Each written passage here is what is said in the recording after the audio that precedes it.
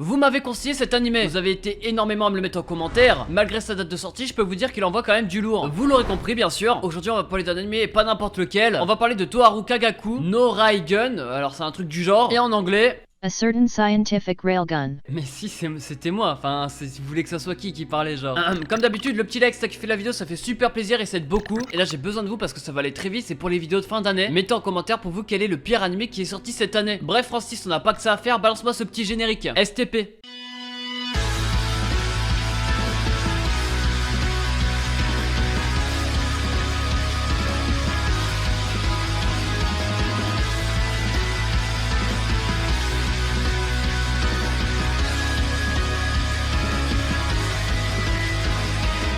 L'animé que je vais vous parler d'aujourd'hui vient d'une série d'animés. J'ai déjà parlé de l'un d'entre eux, mais bon, je sais pas pourquoi vous avez été des milliers à me dire que celui-ci était mieux. Et je l'avoue, il était vraiment bien. Certaines scientifiques railgun, ça parle de quoi? Déjà, ça se passe dans un monde où il existe de la magie. Et plus précisément dans une ville où il y a presque que des étudiants. Et ceux qui utilisent la magie, on les appelle les experts. Ils sont classés de 0 à 5. Si tu te rapproches de 5, t'es beaucoup plus puissant que les autres. Et quand tu te rapproches de 0, t'es une merde. Tu mérites pas de vivre. T'es un déchet de l'humanité. Pardon, je me suis emporté un peu là. En vrai, ceux qui sont à 0, ils ont pas de pouvoir en fait. Et dans cet animé qui fait partie d'une longue série, nous on suit l'histoire de Mikoto Misaka. Et elle, en fait, elle est 3ème plus puissante des niveaux 5. Ouais, rien que ça. Elle contrôle l'électricité et le magnétisme. Et elle, avec des potes à elle, vont régler des problèmes qui va se passer dans la cité. Parce que oui, il y a des gens qui veulent nuire à la cité dans l'ombre. Et j'en dis pas plus pour l'instant parce que ça risquerait de vous spoil. Bien sûr, comme d'habitude, avant de parler de l'anime, on va parler un peu de l'opening. Il est bien. Voilà, on a parlé un peu de l'opening. Mais non, je rigole. Chanté par Frapsite du titre Only My Raygun. On a là un opening plutôt basique, mais bon, que j'ai bien aimé. Du coup, pas grand chose à vous dire dessus. Vous pouvez le regarder. Mais alors, pourquoi celui-ci est mieux que les autres? Pourquoi cet animé est plutôt incroyable? Faut savoir que cette série se centre sur plusieurs personnages. Il y en a une, c'est sur l'espère qui peut annuler la magie. Il y en a une, bah c'est sur elle qu'on parle actuellement. Il y en a une autre, c'est sur un mec avec les cheveux blancs. D'un point de vue général, je vous conseillerais de regarder cette série parce qu'elle est déjà très complète. Vous pouvez regarder le personnage que vous préférez. Et en plus de ça, vous pourrez aussi revoir le personnage que vous préférez dans les séries des autres. En gros, vous serez jamais déçu parce que c'est vous qui choisissez. Et en plus, le monde n'est pas bien complexe, mais il est quand même sympa à connaître. En soi, c'est un monde qui ressemble vachement au nôtre, mais avec de la magie en plus. Et il faut comprendre aussi qu'il y a autant d'étudiants dans cette ville parce qu'en fait, c'est une expérience. Du coup, même si c'est tiré par les cheveux, aïe, t'étais pas obligé de m'arracher un cheveu. Notez l'acting sur 20 s'il vous plaît. Bah ça reste quand même très ressemblant à notre univers. C'est un des détails qui m'a fait attacher à la série. Elle, donc la fille qui est la personnage principale, je l'ai vraiment aimée. Et calme-toi, pas en amour. J'ai aimé le personnage parce que ça changeait des personnages féminins un peu clichés qu'on pouvait retrouver dans d'autres animés. Après c'est vrai qu'elle a des potes qui peuvent être clichés, on va pas se mentir. Et qu'elle est aussi en mini-jupe, on va pas se mentir. Mais en tout cas ce qui est certain et ce qui est sûr, parce que c'est une valeur qu'on retrouve dans la saison 3 de cet animé, c'est que l'auteur a voulu donner une égalité entre les deux sexes. Et ça grâce au personnage principal qui a une personnalité assez particulière quand même. Mais malgré ça, il y a quand même du fan service, donc un épisode consacré entièrement à ça. Mais on fait avec. C'est vrai que l'animé met un peu de temps à commencer, mais dès le premier épisode, vous avez de l'action. Ok, tu sautes à cloche-pied 10 fois. Ah, je croyais qu'on faisait un action vérité, c'est pour ça. Non, t'as dit action. Parce qu'elle arrête des malfaiteurs avec une pièce et on voit vraiment qu'elle est over-cheatée. Mais c'est pas la seule, il y en a 3 qui est plus forte qu'elle et il y en a 7 qui sont over-cheatés également. Et vous allez bien sûr les connaître, vous allez pas vraiment tous les voir énormément, mais pour une grande partie, vous allez les apercevoir. Donc ne vous en faites pas. Je trouve d'ailleurs que c'est un très bon choix stratégique parce que certains personnages vont vous rediriger vers d'autres animés. Mais sinon, vous allez peut-être vous poser la question comment se passent ces épisodes. En gros, bien sûr, comme tous les animés, il y aura un boss final. J'ai parlé ultra vite, mais de toute façon, vous commencez à avoir l'habitude. Et du coup, ça sera bien sûr l'ultime combat également. Mais ça sera pas le seul combat. Il y en a quand même pas mal d'autres et on va voir chaque personnage se battre. Juste, il y en a une qui est un peu moins forte que les autres. C'est un peu le personnage qu'on va devoir sauver à chaque fois. C'est un peu le lourdeau, quoi. Mais bon, on va laisser couler parce qu'elle nous fait un peu de la peine. Ils ont chacun des pouvoirs différents. C'est pas les mêmes experts, bien sûr. Même si on a une qui espère être plus forte.